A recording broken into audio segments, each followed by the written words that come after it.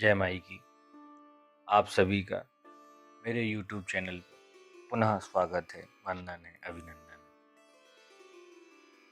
हमारे अनेक मित्रों ने हमसे एक प्रश्न पूछा कि क्या हमने यदि किसी व्यक्ति को कोई कष्ट पहुंचाया है तो क्या हमारे जीवन में भी वही कष्ट, वही फल जो हमने कर्म किया है उसका फल हमको भोगना पड़ेगा?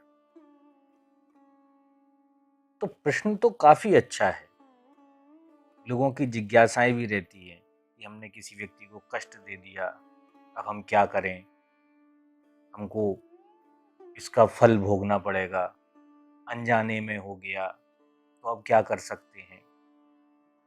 तो यहाँ आपको समझना होगा कि आपके द्वारा जो भी कार्य, जो भी कर्म किया गया है, उसका फल तो आपको भोगना पड़ेगा। इसमें कोई किंतु परंतु नहीं, क्योंकि प्रकृति हमेशा संतुलन पर चलती है। यह जरूरी नहीं है कि आपने जिस व्यक्ति को कष्ट पहुंचाया है वही व्यक्ति आपको कष्ट दे।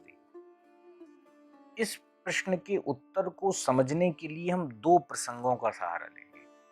इसमें पहला प्रसंग रामायण से है, जहां प्रभु श्री राम ने अपने मित्र सुग्रीव के लिए उसके भाई बाली को अकारण ही मार दिया। क्या बाली की प्रभु श्री राम से शत्रुता थी? तो इसका जवाब है नहीं। बाली तो प्रभु को जानता ही नहीं था। उसकी शत्रुता तो अपने भाई सुग्रीव से थी, परंतु बाली धर्म के विरुद्ध आचरण कर रहा था और इस कारण से प्रभु ने उसका वध किया और उसे यह गति प्राप्त हुई। अब यहां समझने वाली बात यह है कि प्रभु श्री राम ने अकारण ही बाली को जो कष्ट पहुंचाया, तो क्या प्रकृति इस कर्म का संतुलन करेगी? तो हाँ, प्रकृति ने इस कर्म का संतुलन भी किया और ईश्वर को भी उस कर्म के फल को भोगना पड़ा। अब आप कहेंगे ये कैसे? तो द्वापर में जब कृष्ण अवतार हुआ तो उसी समय बाली ने एक बहेलिये के रूप में जन्म लिया और जब कृष्ण अवतार का समय समाप्त हो रहा था, प्रभु अपने परम धाम को जाने के लिए तैयार थे, तो उस समय जो त्रेता में प्रभु श्री राम ने जो कर्म किया उसका फल द्वापर में श्री कृष्ण को भोगना पड़ा और बहेलिये के रूप में जो बाली ने जन्म लिया है, उस बहेलिये ने प्रभु श्री कृष्ण के पदम में तीर अनजाने मारा, अकारण मारा, लेकिन उन्हें इसका भोग भोगना पड़ा।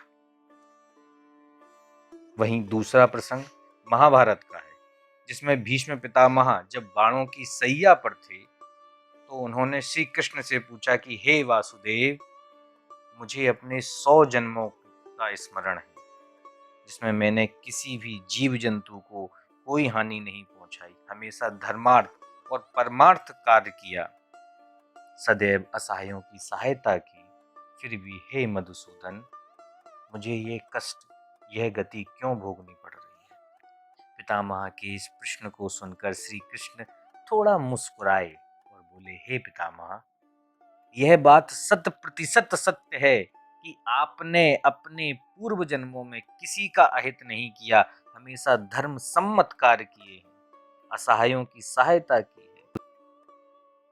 परंतु पितामह, आपको केवल 100 जन्मों का स्मरण है। मैं आपको उसके पहले के जन्मों का कर्म याद दिलाता हूँ। 100 पूर्व जन्म से पहले के जन्म में आप एक युवराज हुआ करते थे। आप अपने राज्य भ्रमण पर निकले थे। आपके रथ के सामने एक अधमरा सर्प आ गया, जिसे देखकर आपको यह लगा कि यह सर्प मृत है, परंतु उस सर्प में प्राण थे और आपने उस सर्प को अपने तीर से उठाकर झाड़ियों में फेंक दिया, जो कांटों के ऊपर जाकर गिरा और तड़पते तड़पते उसके प्राण निकल गए। पितामह, इस जन्म के कर्म का फल इसलिए आपको 100 जन्म के बाद मिला क्योंकि आपने अपने अन्य जन्मों में जो कर्म किए उनके फल के कारण आपके इस जन्म के कर्म का फल दब गया, और जब आपके अच्छे कर्म के फलों का भोग कम हुआ तो इस जन्म का फल आपके सामने आ गया। इन दोनों प्रसंगों में एक प्रसंग त्रेता तथा दूसरा प्रसंग द्वापर युग का है, लेकिन आपको यह समझना होगा कि वर्तमान में कली युग चल रहा है। त्रेता और द्वापर में लोग भगवान की आराधना करते थे, साधना करते थे, उनका जप करते थे, उनकी आयु लंबी होती थी, इसीलिए उनको एक जन्म का कर्म भोगने के लिए विभिन्न जन्मों का आसरा लेना होता था। विभिन्न जन्म लेने के बाद उनको उन कष्टों को भोगना पड़ता था, लेकिन कलियुग में आपको यह भोग इसी जन्म में भोगना होगा। अतः मैं सभी श्रोतागणों से केवल एक ही बात कहूंगा कि आप अपने कर्म को अच्छा रखिए, किसी भी व्यक्ति को अकारण ही कष्ट मत दीजिए। यदि अनजाने में भूलवश किसी को कष्ट आपके द्वारा हो गया है तो उसका पश्चाताप कीजिए, क्योंकि पश्चाताप से आप उस कष्ट को, जो उसका प्रतिफल आपको मिलेगा, वो आप उसको कम कर सकते हैं, लेकिन समाप्त नहीं कर सकते, क्योंकि कर्म का भोग समाप्त नहीं किया जा सकता। उसके फल को, उसके कष्ट को कम जरूर किया जा सकता है।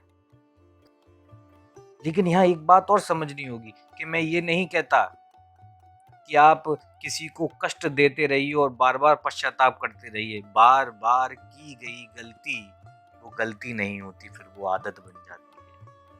तो इसलिए धर्म सम्मत कार्य कीजिए और अकारण ही किसी को कष्ट नहीं दीजिए।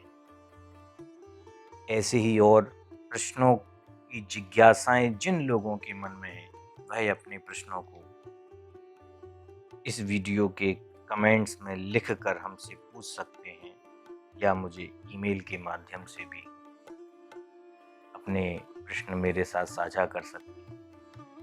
धन्यवाद। जय माई।